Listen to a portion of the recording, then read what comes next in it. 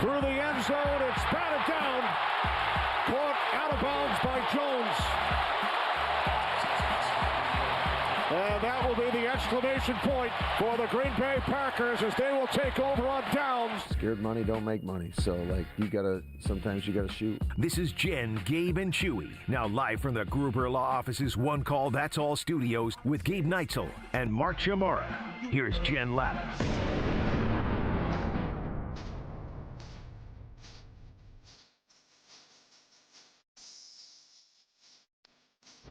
It wasn't the prettiest of wins, but it is still a win for your Green Bay Packers, who remain atop of the NFC North with their 4-1-1 mark. After the first 5 games of the season, the Packers being the only team in the NFL to have a double-digit lead in all 5 games, they did not lead at all in yesterday's game until they got under the 2-minute warning in the fourth quarter. Ultimately pull out the 27-23 win. First victory on the road for the Green Bay Packers, who are now 4-1-1. It wasn't pretty, Chewy, but again, you have been banging the drum of, hey, none of this really matters in terms of your quality of play until we're getting into the middle of November. So just continue to collect wins. Not to say there aren't things to clean up, but collecting a win is about the best way you can describe what they did yesterday. Thank God for Micah Parsons. Could you imagine this team without Micah Parsons? They don't win that game. I prefer not to. Huh? I said I prefer not to. They don't. I prefer not to try to imagine team. this team without Micah. Yeah, it's a win. I mean, are they playing great football? No, but really no one is in the NFL. What was LaFleur saying about money? I didn't catch scared that. money don't make money. Which is kind of another way of doing. I mean, I would say it's a variation of your saying of you can't play scared. I prefer Shohei me the money. We'll get into the Brewers. Well, I'm just saying. That's what I want. Little Shohei me the money. Did they play scared or they didn't play well? They didn't play well, but he was saying scared money don't make money in terms of, I believe that was a direct quote from, he was asked about the end of half and how he could have easily been, after what happened in Dallas, that, hey, last time you tried to do this, ended up being a turnover, touchdown the other way, 7 seconds left in the half. But I guess that was a mistake by the Cardinals to just boot it out of the end zone because the ball comes out to the 35. Yeah, and it gives the Packers an opportunity to then, push the ball to where they did, take a shot, call a timeout, kick a 61-yard field goal, which honestly is a huge 3 points. Because if they don't get that, they also lose the game because the Cardinals got into field goal range at the end of the game. What did you guys think of the fourth down call? Even though they got it, I didn't agree with it one bit. When you're the better team, I mean, because just think of all the things that could happen. Drop the ball, a million different things. Wait, so you thought he should have kicked the field goal? Yeah. If you're the better team, I think you tie it up and fight it out. You weren't the better in overtime. team. But you weren't the better team. On paper, they're the better team. On paper, sure, but on the field yesterday, Chew, did you think that defense was going to be able to stop? You kick the field goal there, you make it. Is that defense stopping the Cardinals from getting back into field goal range, kicking it and winning the game? Yeah, but then what are you saying if, let's say, Love just sails it over Kraft's head and they don't get – then you're tearing them apart. Now your defense got to stop them. We're crushing them for not kicking the field goal today. No. I wouldn't. I would not. That was the right one. If they lost? That was the right play 100% of the time. The win probability skyrockets. I didn't like it. Yeah, well. Because what would the kick have been? 46-yarder? Yeah, 46, 47. For a guy who was looking to be a substitute teacher 2 weeks ago. And he made a 61-yarder in the game already. Franchise record, 61-yarder. Would you be shocked if that kid goes out there and misses a field goal in that spot? No. Correct. No. The extra point was a little sketchy. Yes. If we're being honest, after they even scored to make sure it was a 4-point game versus a 3-point game. He's been amazing, But who are you trusting there? Your $250 million quarterback or the guy you picked off the street who was thinking about being a substitute teacher? Well, let's go ahead and listen to what Matt LaFleur. So here's the decision-making process, because they did have the field goal unit out on the field. They were out there. Matt LaFleur decided to call a timeout. He walked everybody through his thought process after the game. Well, when our quarterback's coming off and I can see the disdain on his face, and I looked up at the clock, saw how much time was left. It wasn't by any means a chip shot, although Lucas has come in and done a hell of a job. So I just one of those deals where I was like, no matter what we call, this guy's going to make it work. And that's exactly what happened, because we had a play called for one versus man in candidate versus zone, and didn't necessarily get the play that we wanted, but it doesn't matter sometimes when you have guys that have confidence in what they're doing, and Tuck did a hell of a job winning on the route. Our O-line protected, and Jordan gave him a chance, and that's exactly what it took. And Chew, this is a play I want to break down in all 22 this week. But what LaFleur, when you cobble together what LaFleur said and then also what Jordan Love said after the game, so they had, like LaFleur said, a call for man and a call for zone. And they shifted to try to get Arizona tip their what hand. they wanted. Yeah, well, but they just kind of shift Josh Jacobs out of the backfield and back into the backfield just to see if there's a tip or a tell. And it looked like that they were playing, at that point, it looked like they were playing man-to-man. Yeah. So then But then they end up going. Because the guy who was. But then they end up bringing. Covering him is. They bring up Golden in motion, and all of a sudden it's like, oh crap, they're in zone. So they end up being in zone, but they still end up making the man-to-man play work versus zone. I also think it's important to remember there, you went to a guy you trust, and he won, and he did it well. And that seems to be a thing that the Packers have struggled with sort of accepting. Hey, Kraft has been good today. Let's get him the ball.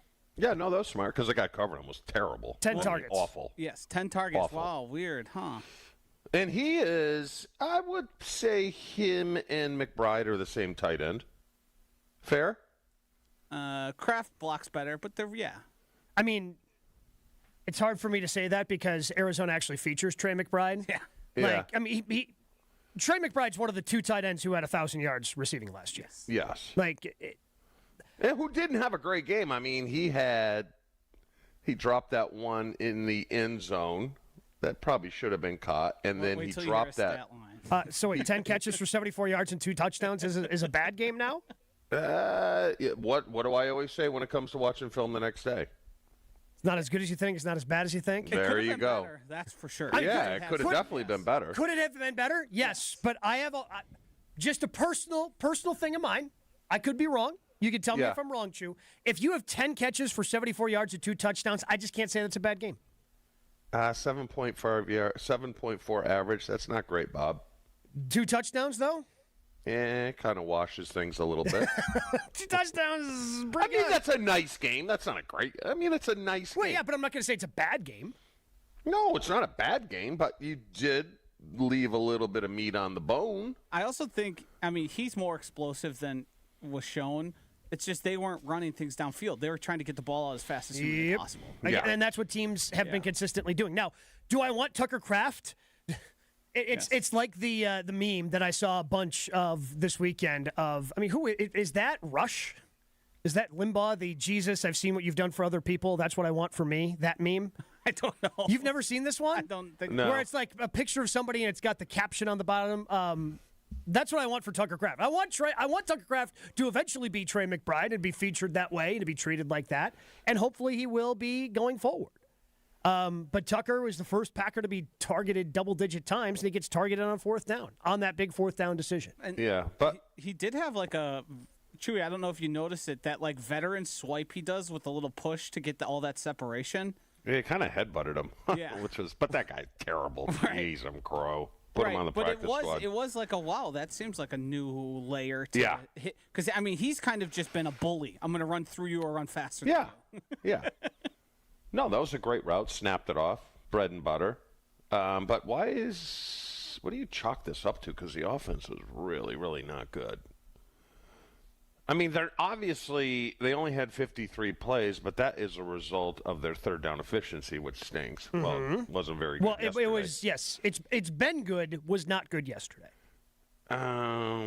Explosive plays yesterday from the receivers. They were just fine. So, right? Especially hearing Matt LaFleur talk after the game.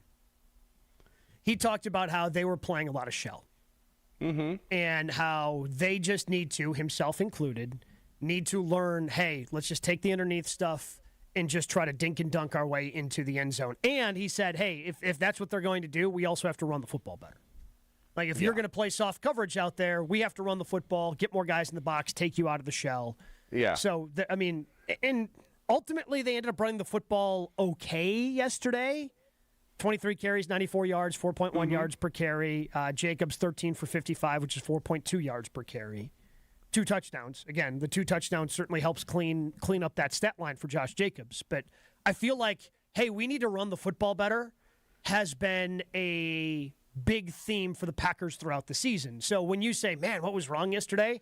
I immediately look at the running stats because this is a team that has told us and shown us that they want to run the football and they want that to be the heartbeat of the offense and do everything that they do off of running the football. And they weren't good enough especially in the first 3 quarters. They weren't good enough running the football yesterday. Well, they regressed because the box score was more impressive last week against Cincinnati. Even though that wasn't a great game, it was kind of. But this offensively, man, I'm like, wow, nothing downfield. Nothing really explosive. They were just, I don't know if they're tired or they need a reboot. It just seems really stale. Now, can you blame? Do you blame any of it on the 6 hours on the tarmac? You tell me. Well, the only thing, because people are asking, because that I don't know. Like, I don't know how much that affects them. And yesterday. Yeah. Brian Bulaga told a great story yesterday, Chew, from the 2016 NFC Championship game. And as he said, it's not the reason they lost that game. They were pretty outmatched against the Falcons regardless. But he told a great story of how they showed up to Green Bay, the airport, kind of not the same situation, but there was just a ton of fog. And they kept waiting and kept waiting and kept waiting. And then finally went, hey, there's really no fog down in Milwaukee. We have to hop on buses, go to Milwaukee, then go to Atlanta. And they got in much later. They didn't get into Atlanta until like midnight or later, ultimately, for that 2016 NFC Championship game. But if you missed that story, go check it out on the ESPN Wisconsin app. So I can see how that would affect them. But at the same time, like, it seems like the only thing that truly affected them was if you had dinner plans, because it seemed like they still got everything they wanted to get done. They did team meetings on the plane. They did a team walkthrough on the tarmac. Like, they still got everything they needed to get done. They just got into Arizona later than anticipated. And they still played the late game. Yeah. The only thing I can compare it to is we were playing in Detroit. I think it was Super Bowl year around that. And someone pulled the fire alarm in the hotel. Oh, in the hotel. So we all had to go outside at 2:30 in the morning, and Holmgren was livid. But I think we wound up winning that game. It didn't really affect us, to put it that way. So I don't know. It just seems stale, flat. It would have been a crying shame if they lost this game. Oh, yeah. Yeah. It would not have been good. But hey. You know what? It's a win. You move on. You correct things. You get some guys back. Pittsburgh's not. They're going to be. That's a team that will beat you in that same exact situation. Yeah, and they're coming off a disappointing loss, so they got to play better. Got to play better, especially on the road. Yeah, it seems like a lot of these issues. And I understand you wanted them to play better last week. Well, like you said, the stat sheet made sense. They just the turnover, I think, ended up taking some points away from them against the Bengals at home last week. They've played really well at home. On the road has been sketchy. It's been sketchy on the road. For whatever reason. And next week is on the road. We've got plenty of reaction on the Car Blues Talking text line, 800-990-3776. Feel free to call us as well. But I will say this from Mitch. Chewy doesn't play fantasy football, and it shows. And I think that's for downplaying the 10. Yeah. No, for downplaying the 10-catch, 74-yard, 2-touchdown day for Trey McBride.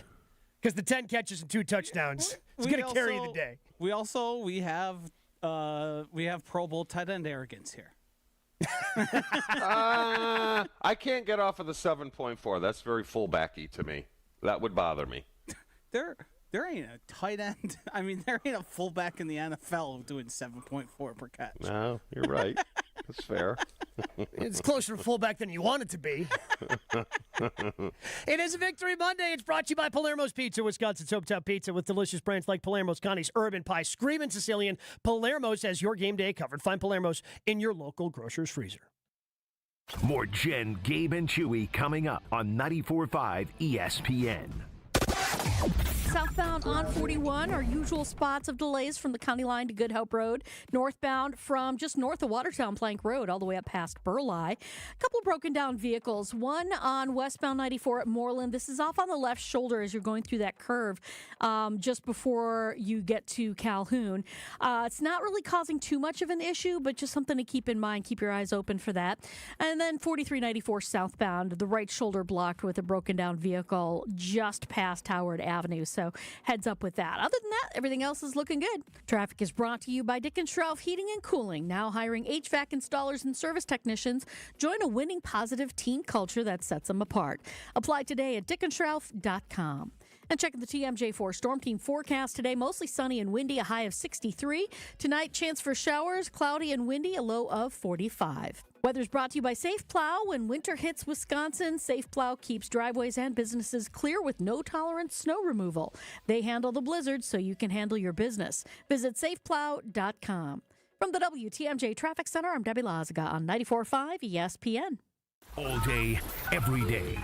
The Carbless Talk and Text line is open for you. First off, there is not one team that's on the fringe that scares me. 800-990-3776. The Carbless Talk and Text line. This is more. At Uline, the prevailing opinion is, if you don't live it, you don't believe it. The people at Uline believe in hard work, and they live it by being there 24/7 to answer your call, having 41,000 items in stock, and offering same-day shipping from 12 locations across North America. Business owners, sellers, buyers, shippers, and packers believe it. Uline is the hard-working, dependable source for your shipping and industrial supplies. Visit uline.com. Let's get the latest from Lambeau. This is your green and gold fix on 94.5 ESPN. Brought to you by Tri-City National Bank. Tri-City National Bank offers a full suite of personal and business banking products at more than 25 convenient locations. Open your account today at the community bank that's Milwaukee's best bank. Learn more at tcnb.com. It came down to the wire in Arizona as the Packers went on the road to take on the Cardinals. Down 23-20 with less than 2 minutes left in the game, Josh Jacobs ran it in for his second touchdown of the game to seal the win for the green and gold. Here's head coach Matt LaFleur after the win. I can't say enough about our guys. From the moment we got on the trip, nothing seemed to go right. To in-game, there was a lot of things that didn't go right, but the guys kept battling, and that's what it takes in this league. The Packers will gear up to face off against a familiar face in Aaron Rodgers as they will head to Pittsburgh to take on the Steelers for Sunday Night Football. This has been your green and gold fix on 94.5 ESPN. Brought to you by Tri-City National Bank, your hometown bank. Little by little, some banks are pecking away at your balance with fees on their checking. You need an account with no monthly fee. Make the switch to Tri-City. Tri-City National Bank. Member FDIC. I've been to my fair share of green and gold games, and the best way to get there is with AccuTrans Group. At Good Karma Brands and ESPN Milwaukee, we use AccuTrans Group to get our partners to and from Green Bay, and it's always first class. From stadiums to concerts and tailgates, your game day fun starts the moment you step on board. Sit back, relax, and let their professional chauffeurs handle the traffic while you enjoy the ride. AccuTrans Group is Milwaukee's premier ground transportation, available 24/7 with sedans, SUVs, limos, vans, and buses. Book today at AccuTransGroup.com. Proud partner of your Milwaukee Bucks. One call, that's all. For general contest rules, visit ESPNWisconsinContest.com. It's Jen, Gabe, and Chewy. A freaking catapult attached to his right hip. Like, I just made that up. A catapult. That was good. I kind of liked it. I was rolling with it, Rob. Like a slingshot? What's the name of that? I'm calling him old catapult leg from here on out. On 94.5 ESPN. Fellas, listen up. If you're getting ready to take that next step in life and propose, the Jewelry Center has to be that first stop. Look, it's going to be the only stop. Whether it's the naturally mined diamond, lab-grown diamond, Jewelry Center has options for it all. Maybe you don't exactly know what kind of ring that special someone wants, but if they've got a Pinterest board or ideas, bring that to the Jewelry Center, and they will turn that dream ring into a reality. Learn more about the engagement ring selection or any of the services. Shop TJC.com or stop in Greenfield, Brookfield, or in Burlington. And when you go to the Jewelry Center, tell them that Gabe and Chew sent you. Victory Monday here on Jen, Gabe, and Chewy. Packers 27-23 over the Arizona Cardinals. A lot of people on the talk and text line want to talk about Nate Hobbs, who also did not have a very good game yesterday. Mark in Watertown says Nate Hobbs is garbage. Got torched in every third and long. He's only physical when the QB is running the ball. Jared saying, why haven't we gone back to Valentine? Hobbs is a massive liability, looks lost. Will they accept that they were wrong about him being an outside corner? So there's just those a couple of the texts that we have on the Cardinals Talking text line about Nate Hobbs. When somebody is struggling the way Hobbs is, and he's a big-time free agent, Chew, like what's the remedy there? Do they just keep rolling with Hobbs? What do the players do? Because the one thing that you have taught me is that players know. Players always know when somebody, is starting or playing when they shouldn't be. No, you got to replace him. And I don't know what I think of Harrison. Sometimes he plays, sometimes he doesn't. Kind of reminds me of a DK Metcalf. I mean, he's a nice player, but he's not Marvin. Oh, okay. What did I call him? Well, no, you said Harrison, so I was like we were thinking of defensive players for the Packers. Junior. No. Okay, yes, okay. So, yeah, he's struggling. I mean, look, that free agent signing might be a little bit of a swing and a miss. I mean, there's a spot for him. I don't think it's starting corner because he is a big liability right now. I don't know if he's hurt or what did he have done in training camp? A knee. So, I don't know what that, but, So the interesting layer with Hobbs is he was primarily a slot player and a pretty good one. Yeah. They brought him in, and then they said, well, we think this guy can play both inside and outside, and he's done nothing but fail outside. And the problem is they love Javon Bullard inside. Correct. And Bullard has played well inside. Correct. So I don't know what you do in that situation. Unless there happens to be, and again, not hoping for any sort of injury, but unless there's an injury to Bullard, you're not taking him out of the inside corner spot. Right. So when's the trade deadline? Not that you're going to trade him, but November 4th. So 2 weeks from tomorrow. I mean, defense didn't play horrible. It's just like they go as Parsons goes, because he's so disruptive. Mm-hmm. And they had the 6 sacks yesterday, but, I mean, that right tackle, who was doing the game? Vilma? Jonathan Vilma, yes. Was trying to be nice, and that dude's a practice squad player. And then the fact that they left him on an island a handful of times, that's just bad coaching. You give a player like that his due, and he's that type of player. He's Reggie White, John Randall, those type of players. But what was incredible is in that last drive, he goes out for literally a play, comes back in, and gets the sack. Like, hey, just give me one play to catch my breath, and then he goes right back out there, creates havoc. Like, beats that tackle so bad that the guard who was supposed to help ends up just kind of pushing him in the back, which is just pushes Micah Parsons into Jacoby Brissett faster than anticipated. Micah said post-game, I was surprised how much they did one-on-one with him. Yeah. And he's like, I actually didn't win as much as I'd like to, despite having career-high 3 sacks. But you know what was funny about Parsons? I go back to McBride and his 7 yards per catch. Yeah. Most players would have took Parsons' stats after the first 2 drives. He had like a sack and 3 pressures. Yep. Most guys would be like, hey, it's good for me. Rashawn's made a career off it. I don't. Come on, he had a strip sack yesterday. That was an unnecessary shot at. I mean, was it wrong, Josh? Was it wrong? No, it wasn't wrong. However, it just felt like a cheap shot. It was a little bit. What did you guys think of the fumble? I was kind of surprised at the fumble by Brissett, though. That didn't look like. Oh no, that ball was out. That ball was out. You think it was? Yeah, 100%.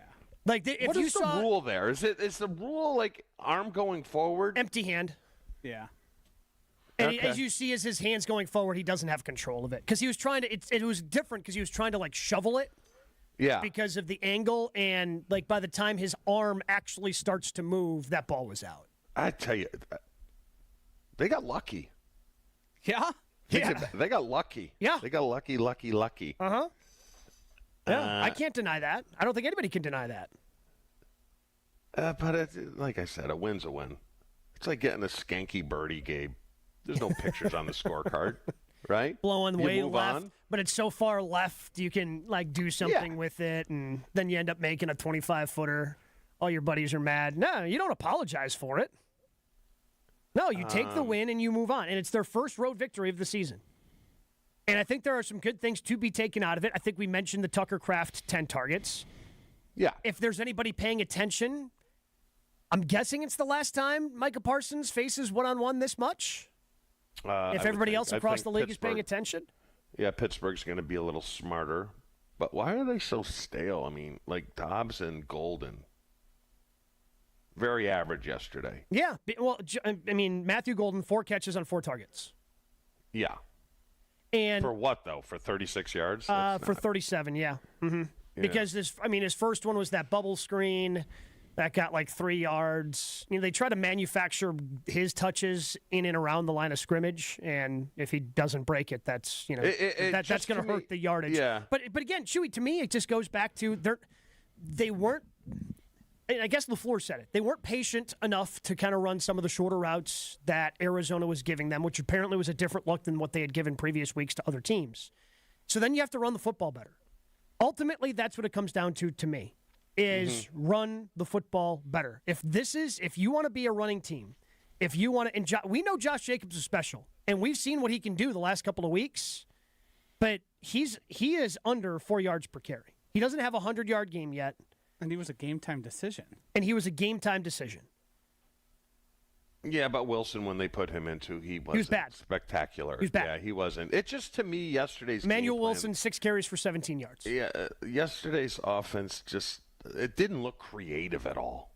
It seems like the biggest flaw here is the Packers establish everything via the run game, and when their run game isn't working the way they want it to, things fall apart. And they're not prepared to then, okay, our run game isn't happening, so why don't we use our pass game to be like our run game? High percentage passes close to the line of scrimmage and hope our guys can work 5, 6, 7, 10 yards at a time. And it seems like it's either we're taking massive chunks or we're not completing the pass at all. There doesn't seem to be any intermediate sort of passing game going, shorter intermediate passing game going on. Well, I can tell you this. Someone's going to copy this defensive game plan. Oh, yeah. Because when you only have two, I have a feeling that's been the case now for a couple weeks. Yeah, because the Packers want to take these shots, and when you're not running the football efficiently enough to have... And I think that's something... So early, those shots were there because teams were loading up the box and saying, hey, Josh Jacobs, you're not going to beat us. And they had trouble running against those boxes. But we saw Jordan Love have a ton of success in the first half of those games, right? Hey, you're going to do that, we're going to burn you deep. Now I think teams are realizing, especially after the Packers' offensive line was as beat up as it was, we don't need to load the box to kind of slow them down from running the football. We can play this shell coverage, and we can still play it without having to load the box. And then Matt LaFleur is going to throw some pitches, quick runs, and it'll go for negative yardage, and we'll be right where we want to be. But the one thing I liked about Love yesterday is how he tucked it and ran. Yes. 4 times for 22 yards. 4 for 22, which is fine. Picked up a couple first downs. Pardon? He took a big shot. Don't get exploded. He did. He took a big shot. Holy cats. You know what, though? He got right up. Well, I feel he got right up. I mean, if you can, you tell me, Chew, since you've taken a hit or two like that in your time. Yeah. When you get popped like that, you want to get up as quickly to your feet to show that it didn't affect you, right? Even if it is affecting you a little bit, you want to get to your feet as quickly as possible. Yeah, and then you sit there and you blast Brett like, hey, what are you trying to get me killed here? You know? In that situation, he just yells at himself. Damn it, Jordan. Yeah, because he's got no one but himself. Running. No, he kind of got up and went, not doing that ever again. Lesson he learned. Did get lit. Figured that one out. But the Packers do win 27-23. What do you think their biggest issue is right now on offense? Give us your thoughts on the Card Blues Talk and text line, 800-990-3776. There's also maybe a kicking controversy? Do we have a kicker controversy? Biggest issue, kicker controversy, all coming up still here on a Victory Monday edition of Jen, Gabe, and Chewy. But let me tell you something that Mentality Health has done for me. You've heard me talk about Mentality for a while. They're connected to the community. They love supporting the community, and they can help you as well. Maybe you're dealing with low testosterone. You don't even know it. You have low energy and motivation, fatigue. You're just tired all the time. You have some weight gain, muscle loss, especially belly fat. You're feeling anxious, moody, or irritable. Those are all signs of low testosterone. And Mentality can help. Just go to the website, mentalityhealth.com/radio. Book an appointment today. Go through their process. See if you do have low testosterone, because they have board-certified physicians who provide a full physical consultation and blood panel analysis all during the first visit. And then they focus on your free testosterone, which a lot of doctors can't overlook, ensuring treatment is tailored to your body. So then what happens if you get on the testosterone treatment plan with Mentality? Your energy comes roaring back. Belly fat burns off, your muscle strengthens, you feel like yourself again, confident, driven, ready to tackle life. So don't let low testosterone hold you back. Do the best for you and your family. Go to mentalityhealth.com/radio to find out how to book an appointment and see if Mentality can help you. mentalityhealth.com/radio. Jen, Gabe, and Chewy are back after this on 94.5 ESPN. Southbound 41 slowing down right now from the county line down past Good Hope Road. Northbound is backing up on 41 from about Mayfair Road all the way up to Burleigh. East and westbound 94, not too bad. Everything seems to be rolling along well, though volume is starting to pick up a little bit, so you do want to be extra careful. Traffic is brought to you by Comfort Awnings. Extend your outdoor space with a retractable awning or screen like I did with my friends at Comfort Awnings. Custom designed to fit your home. Get your free estimate at comfortawnings.com. And checking the TMJ4 Storm Team forecast today, mostly sunny, windy with a high of 63. Tonight, chance of showers, cloudy and windy, a low of 45. Weather is brought to you by Dick & Schrouf Heating and Cooling, now hiring HVAC installers and service technicians. Join a winning positive team culture that sets them apart. Apply at dickandschrouf.com. From the WTMJ Traffic Center, I'm Debbie Loziga on 94.5 ESPN. Something exciting is happening at St. Kate the Arts Hotel. On the second floor, you'll find the Studio Kitchen and Cocktails, Milwaukee's destination for bold flavors, fresh sushi, seasonal entrees, and cocktails crafted with care. Start your day with a breakfast that fuels you, stop in for dinner that sparks conversation, or linger late into the evening with drinks designed to inspire. With flavors and drinks for every mood, the Studio is the perfect place to gather, celebrate, and connect. Be boldly social. The Studio Kitchen and Cocktails, now on the second floor at St. Kate the Arts Hotel. Outfit your crew. Your workforce is your brand. From uniforms to safety apparel, Alpha Custom Apparel helps you outfit your team with gear that looks sharp and works hard. We create durable, functional apparel that keeps your crew comfortable and confident on the job. No more digging through endless catalogs. We handle the details so you can focus on running your business. With fast turnaround, custom options, and friendly Midwest service, we make it easy to keep your team looking their best. Visit alphacustomapparel.com. Let's get to work. The only thing that tops our selection is your savings discount liquor. Love, Jacobs, McKinney, Golden, and now Micah Parsons? This year's gonna be fun. Now's the time to set a game plan for your Green Bay and Wisconsin pigskin parties. This is Marie from Discount Liquor. We are your football party beverage headquarters. Whether you need an ice-cold keg, a bottle of your favorite wine, a unique craft brew, or hard-to-find liquor, we have everything you need, all at the lowest prices in town. Come see us today at 51st in Oklahoma and Milwaukee, and on Barstow and Main in downtown Waukesha. Voted best liquor store again. The only thing that tops our selection is your savings. Wherever you're tailgating, we'll get you all set up with your favorite beverages. We're open daily 9 to 9 and Sundays 10 to 2. See all of our weekly specials at DiscountLiquorInc.com. Discount Liquor. Host an unforgettable outing and create special memories with your crew at a Milwaukee Bucks game. Groups of 10 or more can score ticket savings, block seating, and take part in special activities on game days. Showcase your team's talents on center court, score a high five from the pros, and more. There are great options for groups of all sizes. Start planning your ultimate Bucks basketball game day experience today at bucks.com/groups. That's bucks.com/groups. This is Kevin Moret from Mentality. Every day is a silent competition, and with testosterone dropping 1% annually, you're fighting an uphill battle. Your colleagues notice when you lose your edge, your partner senses when your confidence wavers, and without addressing low T, you're set up to fail. No willpower can overcome this hormonal deficit. Mentality's FDA-approved treatments have shown a 30% increase in testosterone levels. Don't let low T define you. Reclaim your power at mentalityhealth.com/radio. That's mentalityhealth.com/radio. This is Jen, Gabe, and Chewy. You can answer the question. What's the question? Can the Packers win without Aaron Jones on Sunday? Yes. Will you stop? You know what he is? He's like the little devil on the shoulder. On 94.5 ESPN.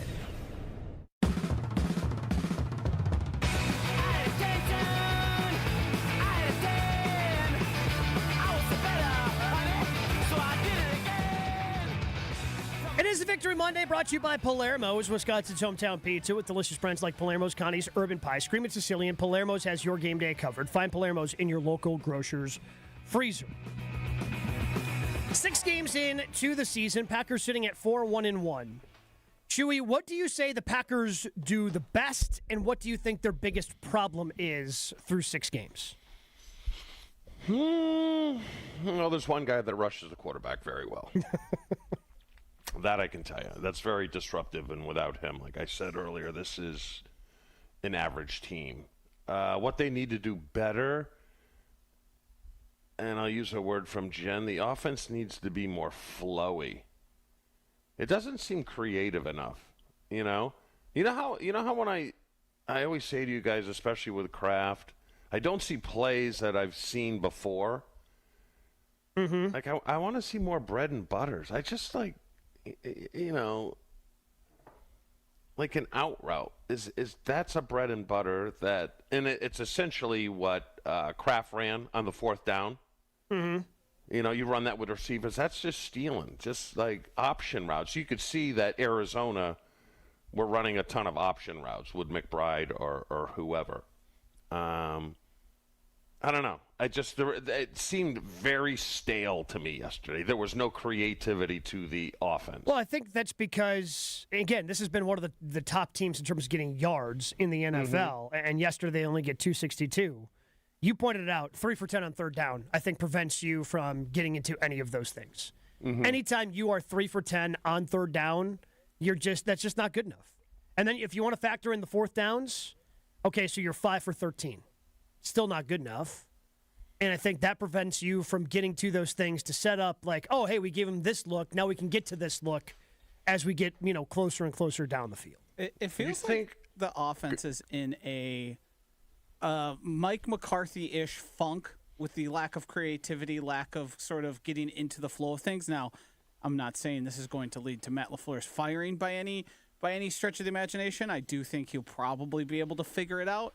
But there just doesn't – it seems herky-jerky. It seems we need a big player, one individual incredible performance. Like, when was the last time you saw the guy wide open streaking down the field type thing that we became so accustomed to in the Matt LaFleur offense? It just doesn't seem like it's happening. You guys think there's an element, too, here that they play down to their competition? Yes.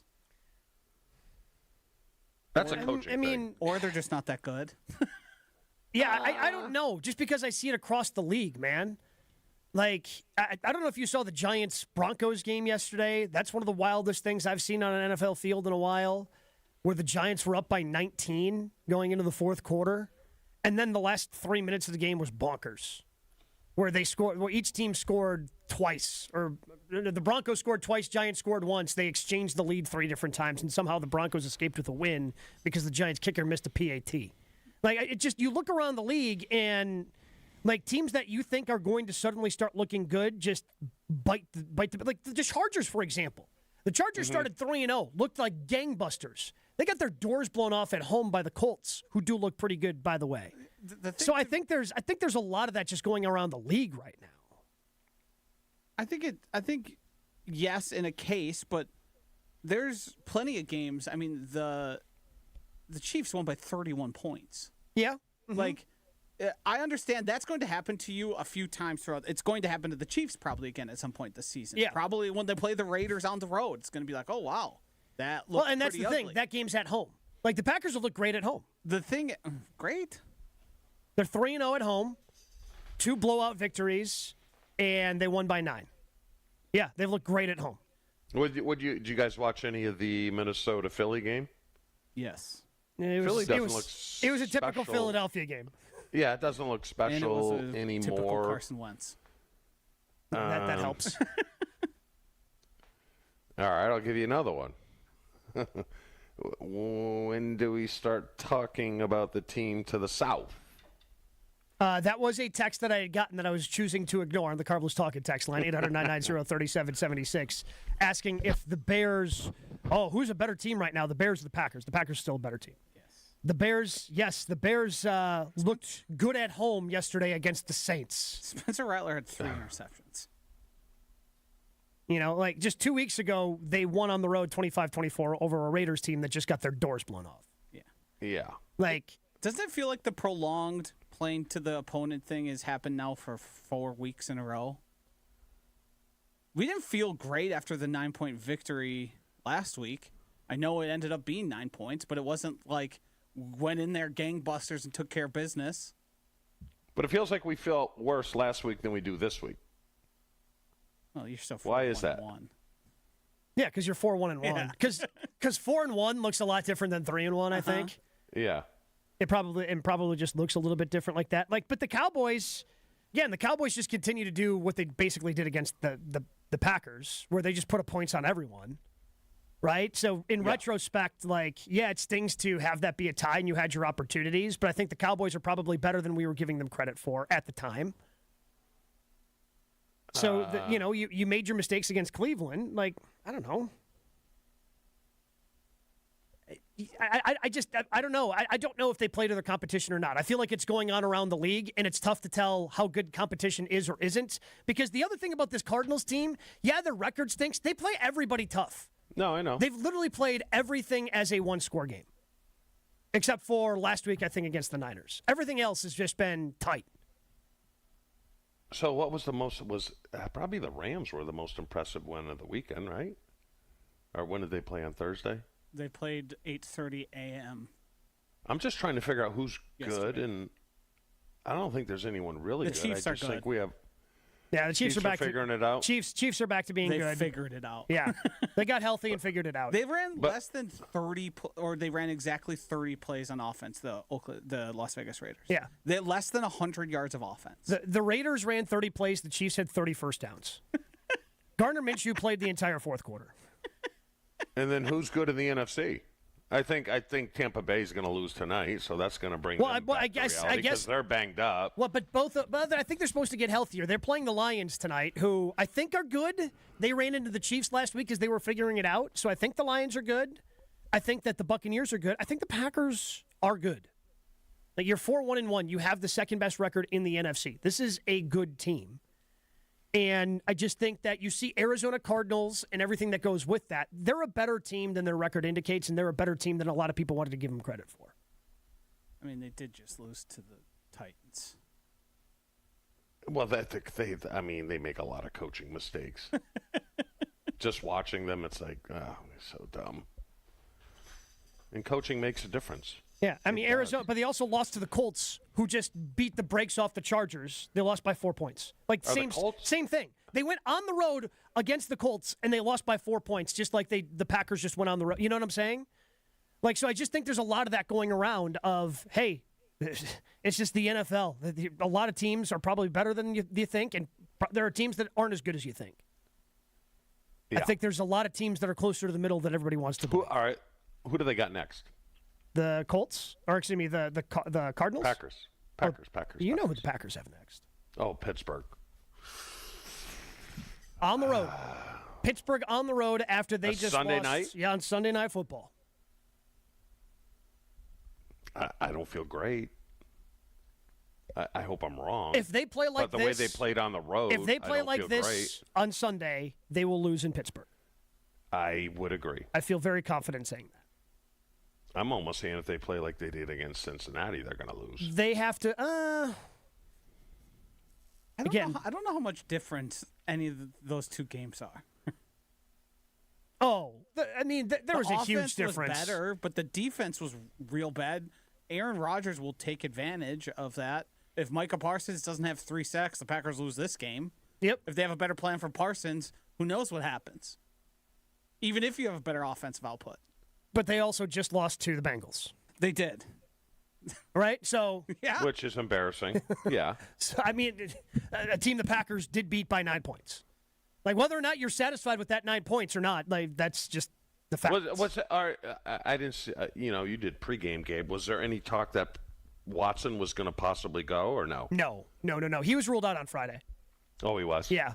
And the way Jason, we can ask Rob Domofsky when he joins us, but the way Jason has been talking, he doesn't think that he's going to play until Carolina. The report on the field, it's so terrible in Pittsburgh. Well, because they replaced the turf. Yeah. It's October. Why are they replacing turf? Well, because too much use? Well, yeah, they play games Saturday and Sunday there. That's where Pitt plays. That's where the Steelers play. Then they have concerts. I think they do some high school games there from time to time. Like they use the field a lot out there in Pittsburgh. Okay. But they just replaced the turf, and I think they're going to give Watson all the time. Let him get his feet underneath him for 3 weeks and make your debut at home against the Carolina Panthers starting in November. Doesn't the multi-use thing feel amateurish? Like it's the local. Yeah, no, it feels. You're the NFL. Speaking of the Bears, it feels very Soldier Fieldish. Yeah. Yes, like this is the NFL. Sorry, guys, you're gonna have to figure out another place to play. We need these in absolute pristine conditions because there's a lot of money riding on this. Yeah, seems like a simple decision. Yeah, like at least with the Bears, you can explain it away of the city owns the field, right. So they just kind of they don't care, and they just, which is part of the reason why the Bears want to get out of that because they want to have control over the field. But you know what? If they want to do that, that's what they do. If they want to do that, then put field turf in. Right? Then you don't have the problem. Yeah, none of the players want that. Yeah, but would you rather play in a craptastic field like Soldier Field or on field turf? I'd take field turf all day long. I guess I don't know enough. Yeah. As not a player, I will lean into your expertise in that field. David Bakhtiari would be against it. I can tell you that much. Yes. He is against turf in any and all situations. Left tackle, what the hell is he worried about? Well, you don't have to ended cut his on career, this stuff. to be You don't have to call on this stuff. Fair. It's a fair point. More of your calls, more of your texts on a Victory Monday here on Jen, Gabe, and Chewy coming up next. But if you're looking for a newer, nicer used vehicle, the Ewald Automotive Group can help increase your purchase power. During their used car rate reduction sales event, shop 600 quality pre-owned vehicles with no money down, no payments until 2026. Interest rates are coming down, so let them try to improve your situation today. It costs nothing other than a few minutes of your time to check them out. My dad is retired now. He's looking for a new truck. That's what he's done. He's gone online, ewaldauto.com, takes a look at the inventory, had a conversation with some of the fine folks at Ewald. Unfortunately, the truck he was looking at, popular, gone. But now he's constantly monitoring, wants to see if he can get a great truck from Ewald Automotive because it's a place you can trust. I've trusted them for over a decade. You should trust them as well. They've been trusted by Milwaukee for over 5 decades. So go to ewaldauto.com for locations, inventory, and more. Ewald, they make it easy. Jen, Gabe, and Chewy continues next on 94.5 ESPN. This show is sponsored by BetterHelp. If you find yourself facing challenges, struggling, needing assistance, BetterHelp can help. They have incredible therapists, 30,000 therapists actually on their ledger. It's the world's largest online therapy platform. They've served more than 5 million people globally, and it works with an average rating of 4.9 out of 5 for a live session based on 1.7 million client reviews. What more do you need to know that BetterHelp is actually helping people navigate the challenges of life? Our listeners get 10% off their first month. Just call pound 250 and say the word time out. That's pound 250 and the keyword time out. Your neighbors are talking. Did you see their siding? Yikes. That drafty window? It's basically air conditioning. From nature. Don't be the scary house on the block this fall. Call Exterior Pros and Baths and get $3,000 off your roofing, siding, windows, or bath project. No tricks, just treats. That's 262-800-4274 or click your way to extpros.com. Fall in love with your home again. Trust the pros. It's ESPN Wisconsin's Game Night, so for Events by Design. Events like appreciation parties and retreats can go a long way towards boosting morale and retaining top talent. Events by Design is your go-to creative partner for employee events that truly make an impact. They help leaders retain top talent by making their people feel seen, valued, and celebrated. The creative team at Events by Design does all the planning and production, making sure things not only look great, but also work. Make a smart investment in your culture today. Search online, Events by Design. They design, you party. The delicious taste of victory deserves something equally superior. Cheer on your team with Michelob Ultra. At 2.6 carbs and 95 calories, it's a superior, smooth taste worth playing for. Grab a Michelob Ultra, superior light beer as you cheer your team on. Michelob Ultra, official beer sponsor of the Milwaukee Bucks. Enjoy a Michelob Ultra at Dugout 54 Milwaukee, Maxwell's in Cedarburg, Stenney's Lake Country, and Brat Stop in Kenosha. Please enjoy responsibly.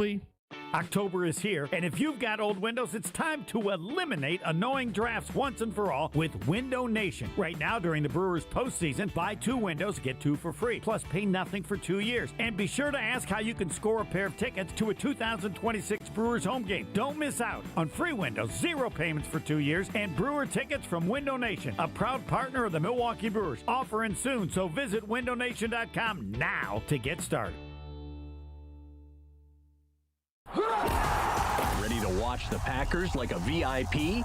Cousins Subs put you in the center of it all on the 50-yard line in plush recliner seats, complete with personal TVs and your favorites delivered from Cousins Subs. 2 pairs of fans are selected before each regular season home game to enjoy this one-of-a-kind experience. Enter daily to win the best seats in the house, only from Cousins Subs. Cousins Subs. We believe in better. See rules and eligibility for details. It's a bird bash at Potawatomi.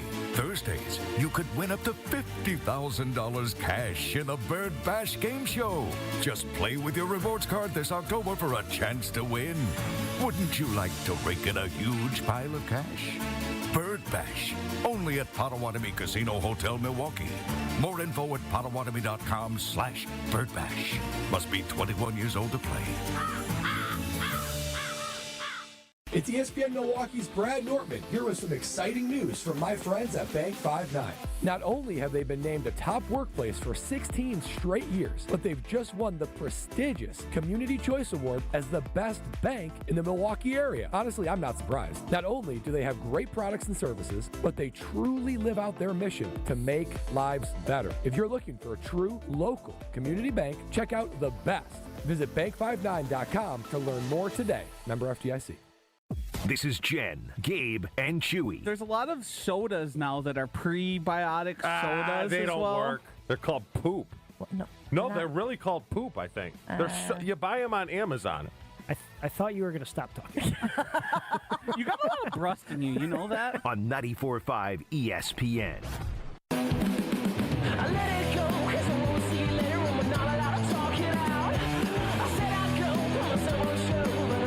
Do we have a kicking controversy in Green Bay?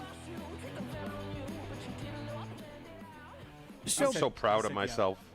Brandon McManus out with a quad injury. He wants to try to kick through it. Packers like, no, just it's going to be fine. We want to make sure you're healthy down the stretch. And Lucas Havrasik, who people still don't know the name. Teammates do not know his name. Had it last week where they said, we don't know his name. Jaden Reed tweeting about it during the game, still doesn't know the kid's name. Havrasik, who was looking to be a substitute teacher while trying to keep his dream of kicking in the NFL alive, makes a franchise record 61-yard field goal at the end of the first half yesterday, continues to be perfect through a couple of games for the Packers. Look, I say this tongue-in-cheek, but also if Brandon McManus comes back this week against Pittsburgh and misses a field goal, people are going to be upset because Lucas Havrasik has looked good the last 2 games. It's the nature of the kicking position in the NFL. What do you do with them? You're not going to leave 2 kickers on the roster. Correct. Yep. Do you trade him? Can you trade him? Could you trade him right now? I doubt it. I think you could. You think somebody would give a conditional 7th-round pick for him? Hell yeah. Or would they just go, hey, we'll take our chances when he hits waivers? Because how many teams are actually looking for kickers right now is the problem. How many good teams are looking for kickers? Yes. I don't know. I have no idea. But, I mean, the kid's pretty darn good. Yeah. I wouldn't want to just cut him. You want to get value for him. I mean, you can't move him to the practice squad. Well, in order to move him to the practice squad, you have to cut him first. Oh, okay. Like, he's on the 53-man roster. You're not going to keep him there.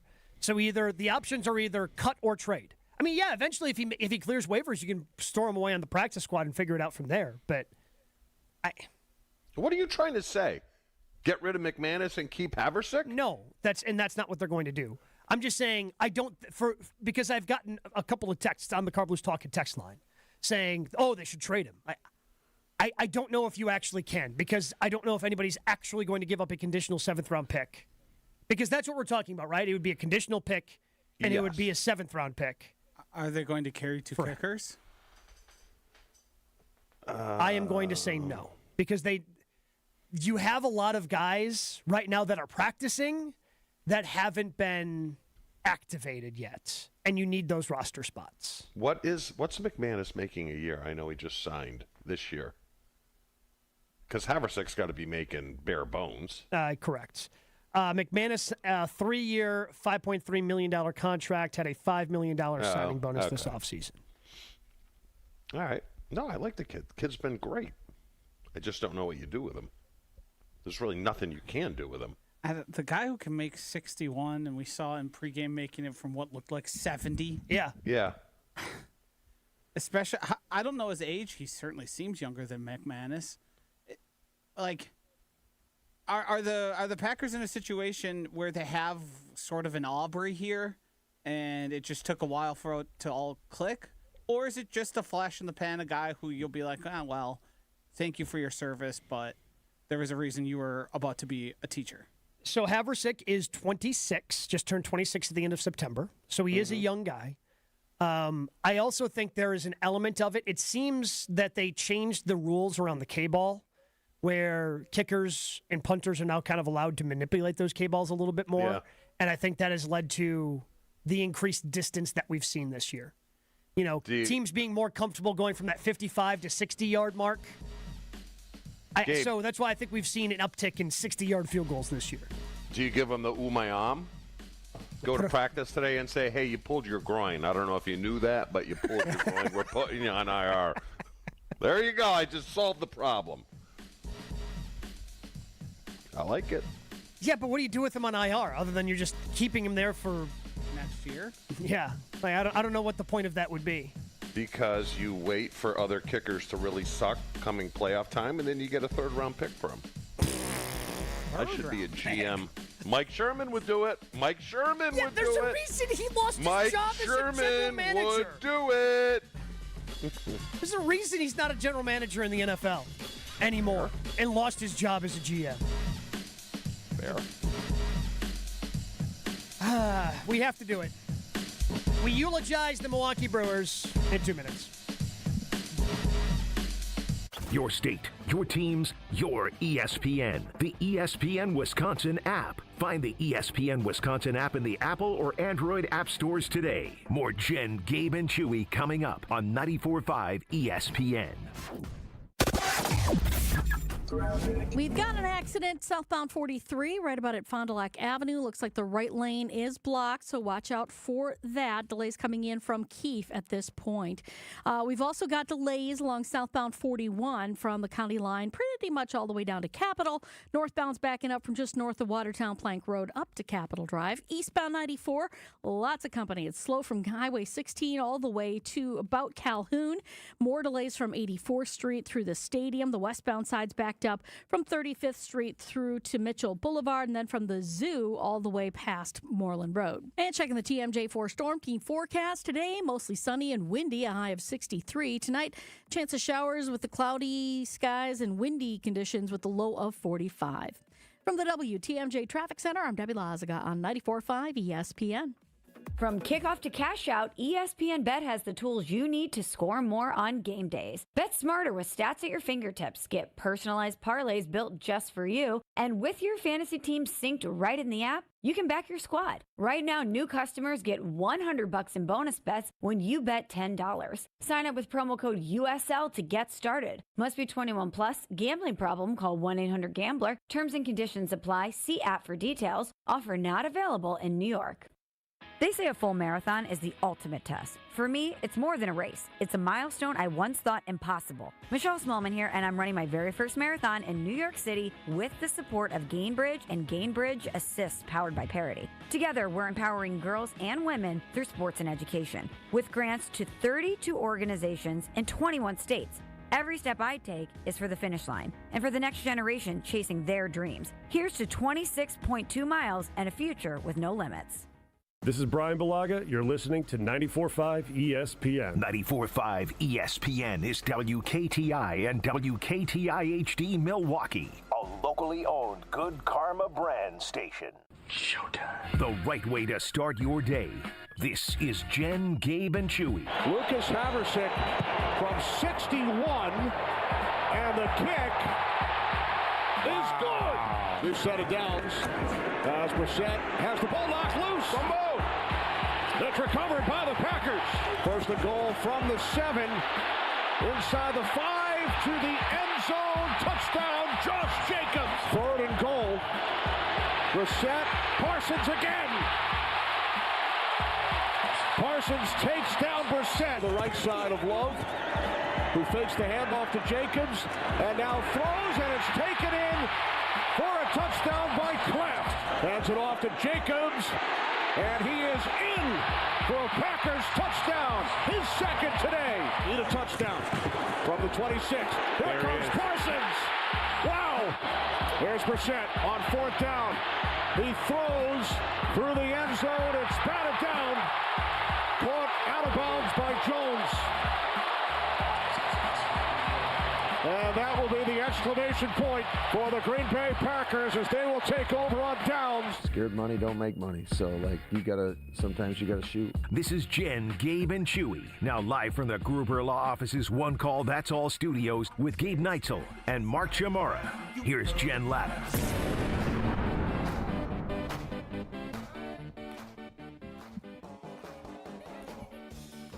We will get back to the Green Bay Packers. Rob Domofsky scheduled to join us in about a half hour or so from now.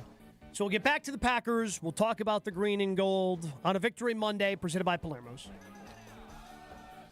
But something else did happen over the weekend, and we got to talk about it. The Brewers season. Yeah, we do. All right, okay. The Brewers season came to an end. Swept out of the playoffs at the hands of the Los Angeles Dodgers. Friday night, Shohei Ohtani, quite possibly playing one of the best, if not the best games in Major League Baseball history that an individual can play, striking out 10 and then hitting 3 home runs. And not just 3 wall scrapers. I mean, 3 bombs for Shohei Ohtani in that 5-1 win that the Dodgers had over the Crew. It's disappointing the way that it ended. We talked about them getting to an NLCS this year, and that's absolutely what they did. But having the best record in baseball, you're hoping for a little bit more of a fight from the offense. I know the Dodgers pitching was really good, but just guys outside of a handful, were able to put together quality at-bats throughout the course of that series. It was just very un-Brewers-like. So where does it fall in the ranking of scars for the state? Why do you want to do that? Because it's... Because I don't think it's up there.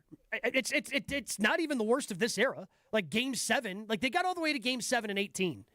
And Chris Taylor made that catch in center field after Yelich hit a home run. It was back and forth in that series in 2018. And they got to Game 7 at home. It's not even close to that.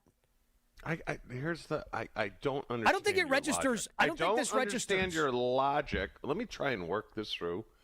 I don't understand your logic on when Green Bay goes to the NFC Championship game against Tampa at home and loses to Brady. There's outrage. And when they get because Brady threw 3 interceptions. Brady threw 3 interceptions in that game. Like, yeah, you had your opportunities. The Brewers got blown out here, Chew. This is like the 2019 NFC Championship game where you got your doors blown off. You don't talk about the 2019 NFC Championship game as being on the scar list or the 2016 NFC Championship game. Where do you put the all right, is it because you're doing it on a scale? Because baseball's unfair? And this is just what happens in baseball, and no, because they didn't even get to a game 7. They didn't win a game in this series, which makes it worse. No, which makes it worse. No, because they didn't get that close. They didn't win a game. They got their doors blown off. They were the number 1 power ranked team. They had the best record. They weren't the number 1 power ranked team. How did Buster nail it? Because the Dodgers are that good, man. Like, and again, you always love to compare things to football, despite me telling you how baseball is just not like football at all, man. It's just not even. It's just not. So the 6-0 during the regular season means absolutely nothing. I tried to tell you guys that at the time. It means nothing. You know who nailed it? Sorry, I forgot all about the text over the weekend. Josh nailed it. Josh nailed it way back when people on the talk and text line were coming at him. Josh nailed it. Do you have that, Josh? No, I don't. I should. I'll have it here in a second. Gabe, he nailed it. He nailed it, and he nailed it in probably August or July. The problem, so that was at the trade deadline. So that was the end of July when the Brewers did not acquire Eugenio Suarez. And then, everybody loved making the Eugenio Suarez jokes because right after that, the Brewers got red hot, right? Went 14 in a row to kick off the month of August, getting them into the position they ultimately got into, and that's having the best record in baseball during the regular season. The funny part, though, about if you had acquired Caleb Durbin was one of the hitters that actually put together a good series against the Dodgers. Yeah, he was one of the guys, fantastic. and he would have been the guy that you sat had you had Eugenio Suarez. So that's the cruel irony of revisiting that take. So after this, the NLCS, do we discount the regular season even more now? I've been trying to tell you. I told you guys as it happened when the Brewers swept the Dodgers, the regular season in baseball is just so dramatically different than the postseason. Like, you play it differently, you manage it differently, because, again, baseball, you're managing for over the course of 162. And over the course of 162, something might work and something might not work, and it just kind of evens out as long as you have this strategy. You got to do it differently in the postseason because it's over the course of 3 games or 5 games or 7 games if you're lucky. And you're just trying to collect as many wins as you can during the regular season. It doesn't matter who they are against. We did this a couple of years ago when on Wilde and Tausch, when Tausch and Jesse wanted to put Dunzo the Clown out and call the Brewers season over because they lost a couple of games to the A's, who are terrible. And obviously the Brewers went on to win the division and they made the playoffs and did all those things. You're going to lose some bad games. You're going to beat some good teams. But ultimately, where those wins are coming from doesn't matter as long as you just win the games. So what does it take for Buster Olney to say, okay, Dodgers in 7 instead of Dodgers in 4? Unfortunately, that part's not going to get any easier. The Dodgers are going to have to be beat up. The pitching's going to have to be a little beat up. And now, a couple of reports coming out over the weekend. One saying that the Brewers could field offers. Again, it's not saying, Brewers are going to trade. Like, some people saw this report and went, they're going to trade him. They're going to trade Freddie. No, the report was the Brewers will likely listen to offers for Freddie Peralta because it's before the start of the season? Yes, because it is a weak starting pitching free agent market, and the Brewers could get a lot. It's not that they can't afford the $8 million for Freddie. They can obviously afford the $8 million for Freddie. Would be happy to pay the $8 million for Freddie. It's what comes after that. Do you allow him to walk, or do you get more value for him by trading him because somebody's going to overpay? Then there was another report saying that the Dodgers are going to be very active in trying to acquire Kyle Tucker because their outfield is their weak spot. And Kyle Tucker is expected to be one of the top offensive free agents. So that if the Brewers trade Freddie and the Dodgers acquire Kyle Tucker, that would not make Buster Olney go, "Hey, Dodgers in 7," right? He'd say Dodgers in 3. Yeah. Joshy, you pull your clip up? I do. I have it right here. All right, let's Joshy, I heard you say on Friday you were questioning this organization's commitment to winning a World Series because they didn't go out and get a bat. Have you changed your mind after the offensive performance the Brewers put on this weekend? 56 hits in a 3-game span? I certainly think the Brewers are a very good team. I also think they are not far away from disaster, not far away from a few things regressing and the Brewers having some real challenges scoring runs. I think Jackson Chourio, Sale Frelick, we saw Miz go on the IL. Like, all these things are coming to a point here where the Brewers are winning at this point like 70% of their games. That's not a thing that really can translate. Teams don't win like that throughout the course of the season. I still think they're a good team. I still think they're a playoff team. But when it comes down to the playoffs, I still think another bat would have been integral to this team truly being elevated to one of the top-tier teams. Because if you look at the odds at Potawatomi, they have the 8th or 9th best odds. The point I was making there, I think, got proven in a way I didn't really anticipate. Yes, Suarez wasn't great throughout the entirety rest of the regular season. Guess what he did on Friday, Chewy? He won him a game. Single-handedly propelled them to winning the game, hit 2 home runs, one of them a grand slam, and was a difference maker in that game. And what I was saying sort of all along is, like Gabe was saying earlier, in the playoffs, things change. They don't leave pitchers in to make mistakes. You don't get a lot of, let's be honest, a lot of grand slams because you play matchups perfectly. And what you need is a guy who's going to be able to single-handedly change the game with one swing of the bat.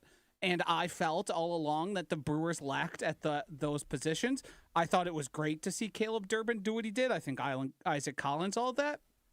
But push comes to shove when you're looking at the Dodgers and their starting pitching lineup and some of the relievers who are still pretty good, but they're weak point for sure. Those guys are going to win those matchups more often than not against some of those guys in the Brewers lineup who aren't the big hitters and the consistent hitters. And I think was the biggest difference maker throughout this playoff series against the Dodgers. Joe, you're telling me the formula for the Brewers to win a World Series has to be the Brewers are hot and the other big market team they're going to be playing has to be banged up. Yeah, and look, this ended up being, because I've had a couple of texts like this one from Ryan. Imagine the Brewers shelved starting pitching for over half the season and how good and fresh their stuff would be in October. I mean, part of that is circumstance because they had legitimate injuries. They started the season like Tyler Glasnow and Blake Snell had legitimate injuries, and then they were fresh at the end of the season. But also the Dodgers could still win 93 games because that's how deep their starting pitching is. Like Clayton Kershaw, we didn't see. I mean, Clayton Kershaw started for them all year. And his career's basically over now, right? Pitch. Right? Yes. So they have, and that's what the money buys. The money buys you that depth for the Dodgers. Shohei Ohtani was coming back from Tommy John, so that's why he was kind of slowly ramped up for this exact reason, for him to be ramped up and ready to go and be able to pitch in the postseason. So that's why they did that. But yeah, the Brewers have to put together better offensive. Dave from Aaron. Brewers exit registers pretty on the list pretty low. I just don't understand the complete offensive collapse. I don't think anybody does. Yeah, no. Where like Christian Yelich just completely falls off the face of the earth. The problem is I even think even if you get a pretty good series from say William and Christian Yelich, I still think the Dodgers are making it a 5-game series. Yeah, a 6. Like they were so overwhelmingly better than the Brewers in the NLCS. Like it was 2 different brands of baseball being played. And even an improvement from some of those guys, maybe a healthy Jackson, like you maybe eke out a win and you take them to game 6 and it's a real close one. But this is, I mean, they had their opportunities. You know, if you get a hit in game 1 and you steal that one, you certainly had your opportunities in game 3. I mean, 2 and 4, you lost 5-1. But yeah, the offense let you down. The pitching actually ended up being fine. Yeah, the pitching wasn't the issue. Yeah, sometimes Shohei Ohtani's just going to hit 3 monsters. I mean, the one that he hit, that went. Yeah, that by the way, was StatCast ridiculous. is broken because there's no way that only went 479 feet or 69 feet, whatever they said it was. It clearly went over 500 feet. He hit that to the moon. It was off the plate. It was inside. It wasn't even a strike, and he hit it, and he hit the furthest. I was doing national that night, Chew, and we played the highlight. The sound of the bat. I don't know if I've ever heard something like that. The way it sounded when he hit that one that connected and went over the ceiling. What were those? Or over the roof. What were those bats when we were younger that were like they were like inflated? They were big. They had it was like a plastic and it made the loudest noise ever. Like that big red bat? Is that what you're talking about? Yeah. Like that had the biggest barrel known to mankind? Boing. Yeah. And it made like a thunderous crack off the. Yeah. That's what that was. Yeah. That was near inhuman the way he hit that ball. It was, and again, when you have Shohei Ohtani, he's going to do things like that. That's why he gets paid, or will be paid. You just hope he $700 million eventually. You just hope he only hits 1 or 2 a game. 3 gonna be hard to Three is tough to overcome. 3 is tough to overcome. He's good. Yeah. Stacy apparently blaming me, saying I crowned this team before they played a playoff game. Okay, sure. My bad for being excited that they had 97 wins. I don't think I ever said the Brewers are winning the World Series, but I guess I'll wear it. You just got to take that one on the chin. Yeah, I'll just wear it. That's fine. That's fine, Stacy. If you want to blame me, I guess if I've got that much power, man, I got to start figuring out how to use that for good. But yeah, sure. I guess I'll wear it. I mean, I guess you sum up the season just by saying it was entertaining. It was a lot of fun, man. I love this team. I love the way they played. I love the way that they adapted to Murphy's personality, and they were great. It was a ton of fun, and they had as good of a chance, I think, of getting to a World Series as a team that we've seen. And then the bats got cold and they got buzzsawed. I think we just saw the limitations of the style of ball they play. Oh, everything has to. Well, I don't know if it necessarily. I mean, if the entire offense gets cold, yes. Yeah, what I mean more is things have to go perfect throughout the course of the season. You play a great regular season, and then that carries over into the postseason, and you get some help probably in the playoffs. And you show up, and obviously you had, 8? You set the record for least runs in NLCS by 8. Is that what it was? I believe 12 was the previous low mark. All right, shout out. Hey, setting records. Who won't be back from this team? Reese. Yeah. For sure won't be back. Is Terang a free agent? No, they've got him under control. I think they probably want to sign him to some sort of long-term extension. But no, the only Freddie maybe. It depends upon what they want to do. They've gone both ways on this. Where like with Corbin Burns, they traded him. Same thing with Devin Williams. They traded him. But Willie Adames, they let Willie play out his contract and then just took the compensatory pick. So then it won't be a reset. No, I mean, a lot of this team, Chew, is going to be back next year. Okay. Yeah, a lot of this team is going to be. They've got some things to figure out, pitching-wise, certainly, what they're going to do with Freddie, first and foremost. Going to be interesting to see what happens with Brandon Woodruff, to see if he comes back or not. I believe there's a mutual option on his contract. There's a team option for $15 million, I believe, for Jose Quintana.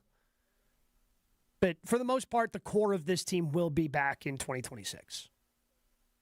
Okay.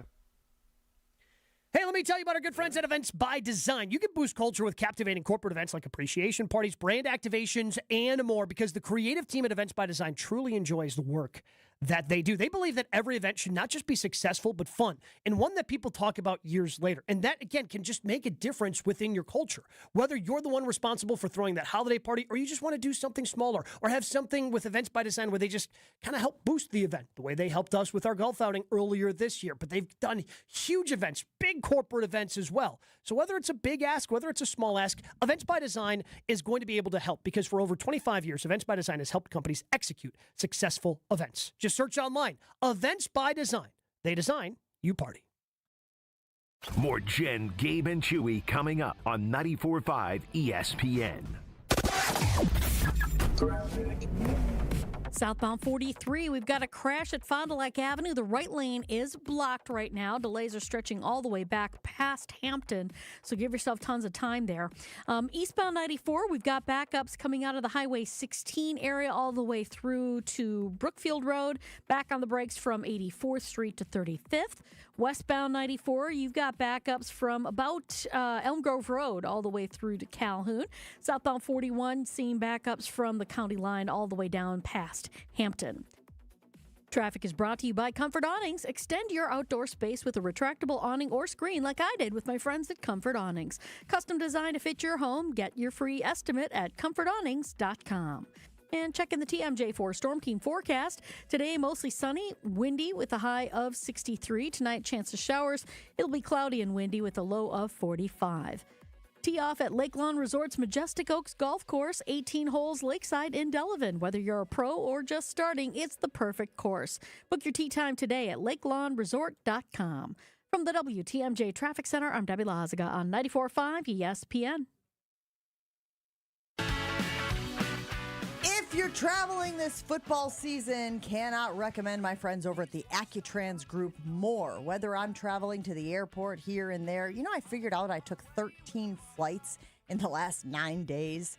I am so happy to have my feet on the ground. But when I do have to travel, I rely on AccuTrans to get me to and from the airport. And here at Good Karma Brands, we also count on AccuTrans to get our partners to and from Green Bay first class every time. They got professional drivers, reliable pickups, zero parking hassles. Your game day fun starts the moment you step on board. So book your ride right now at AccuTransGroup.com. That's AccuTransGroup.com and enjoy the ride.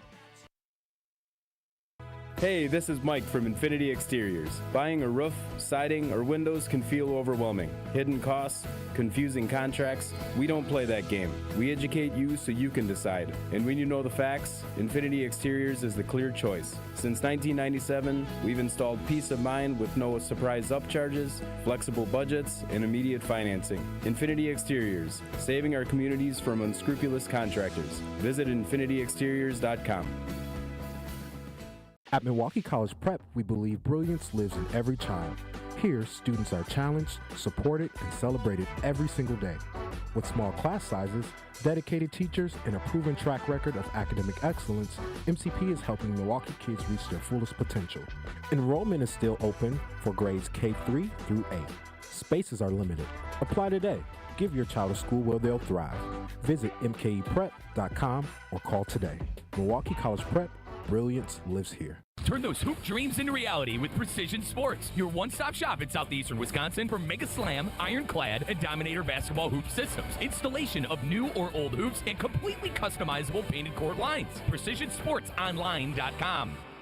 With 18 unforgettable holes on 250 acres of natural private land, the Bog provides the ultimate golf experience. To book your next tee time, call 262-284-7075 or visit golfthebog.com. Enjoy golf. Enjoy the Bog. This is an ad by BetterHelp. BetterHelp therapists have helped more than 5 million people worldwide on their mental health journeys. Moments in therapy, like the right question or a safe space to cry or a small win, can really change lives. This World Mental Health Day, we're celebrating the therapists who have helped millions of people take that step forward. If you're ready to find the right therapist for you, BetterHelp can help you start that journey. Our listeners get 10% off their first month at BetterHelp.com/timeout. That's BetterHelp, HELP.com/timeout. The 24th annual A Novel event is coming. Sharp Literacy's yearly fundraiser will happen on October 28th from 5 to 8 p.m. at the Baird Center. Green Bay Packers all-time leading receiver and Super Bowl champion Donald Driver will be the featured guest and keynote speaker. Funds raised at A Novel event will support the delivery of Sharp's STEAM-based education program to thousands of K-3 through 5th grade students and educators across Milwaukee, Waukesha, and Racine. For tickets, visit sharpliteracy.org. This is Jen, Gabe, and Chewy. I just figured if I got the yellow ones from Mexico, I could slip those in without her. Did you know the Viagra in Mexico is yellow? Had no idea. Yeah. Wait, can you just paint it? You just drop it in a little food coloring? You probably could, like an egg. I'm going to try that. Easter has a new meaning in the Chimera household. On 94.5 ESPN. Wrapping up just a couple of Brewers thoughts before we get to Rob Domofsky on the Car Blues Talk and text line. Alan saying, a couple observations for the crew. One, don't fly the L. No, you can do whatever you want. You beat the Cubs. And all the Cubs fans that are just thinking that they're owing the Brewers with all these posts online after the Brewers beat them in the series. Hilarious to me. Two, don't wear Built for Fall or Built for October again. That's mandated by Major League Baseball. I don't know if you noticed, Alan, but everybody had Built for Fall or Built for October baseball. They had all of that. That's Major League Baseball mandated. That's the gear you got to wear in the dugout if you're wearing the hoodie or the pullover or whatever. So that's where that comes. Dave from Aaron wants to know, what about Garrett Mitchell? I don't know. I know Mitchell, they were factoring in Garrett Mitchell this year, and he got hurt once again. If Garrett can stay healthy, I'm sure they'd love that. But again, his big problem is staying healthy. Just been a number of different issues that have popped up for Garrett Mitchell. He is a tremendous athlete. They want him in center field, or they've wanted him in center field. But it's just a matter of, can Garrett Mitchell stay healthy? And if he does, he will, I think, be a big part of this team going forward. Like, I don't know what else you do. You won 97 games. You were the best in MLB. Mm-hmm. I mean... But again, that's where the postseason becomes just a different monster than the regular season. Ryan wants to know, why was it necessary to pitch a bullpen game the second game into the playoffs? The answer to that question is Brandon Woodruff got hurt. If Woody is healthy, Woody is going game 2. Because you have Quintana. And Priester is your best option. Well, but I mean, Priester could have gone that game, I suppose. It would have been better than pitching him on the road. And maybe it goes better at home. But also with Jose Quintana, they just weren't sure because he got injured late in the season. Like the pitching injuries for the Brewers, where we thought they were going to have a deep rotation, they just piled up. And I think that kind of made necessary some of the bullpen games that they ultimately won. Necessitated. There we go. That's the word I was looking for. Thank you. If your pitching lineup next year is Freddie, Woodruff, Miz, Priester, Quintana, that's fine. Yeah, and I mean, Chad Patrick could factor in there. Robert Gasser could factor in there. They really like Logan Henderson. They've got some options in the rotation. They just got to stay healthy. Yeah, and that's a part of it. And you let Miz go. Let the kid. Next year, yes, I think they will. Let him go. I can't blame them for the way they treated Miz going into the postseason. No, because he wasn't very good. And then all of a sudden, in the postseason, he became the Miz that we saw. He was the best player. Yeah, for the Brewers. Yeah. All postseason. No, Jackson was their best player. I don't know, man. Yeah, Jackson Chourio was their best player all postseason. I think if they let him stretch it out, that's. I mean, Miz was really good. Don't get me wrong, Miz was really good, but he also only pitched in 2 games. Right, and I mean, he didn't have opportunity to play as more. I guess being every day is an advantage for Jackson. Yes, but, yeah, and Jackson, like just 2 postseasons in, basically he's going to rewrite the entire postseason record book for the Brewers.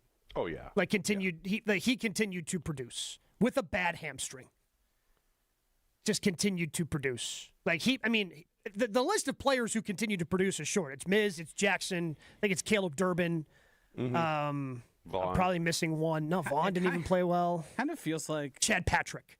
Yeah, those are the 4. Yeah, those are the 4. And it kind of feels like Durbin wouldn't typically be in consideration had the Brewers not looked like they did in the final 4 games. Like, he was good. It wasn't like... But he was consistently still putting up, like, the quality at bats that you were expecting to see. I guess that's why I put him on that list.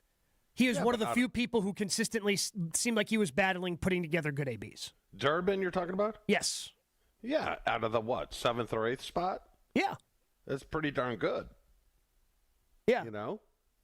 Getting some production out of the back end of the lineup. I'm curious. The front end was... Yeah, I'm curious if they try to move things around again. I also think Abner was great, but they used him about as much as you could humanly use a guy who's used to one inning. That's not actually true because they used Ashby more. They used Ashby as much as humanly possible. Well, and the results were pretty good. Credit to Abner. I did an interview on Brewers warm up with Doug Glanville, who was doing the game on Radio Chew, and he made the joke that they somehow had used Ashby 9 times in 8 games.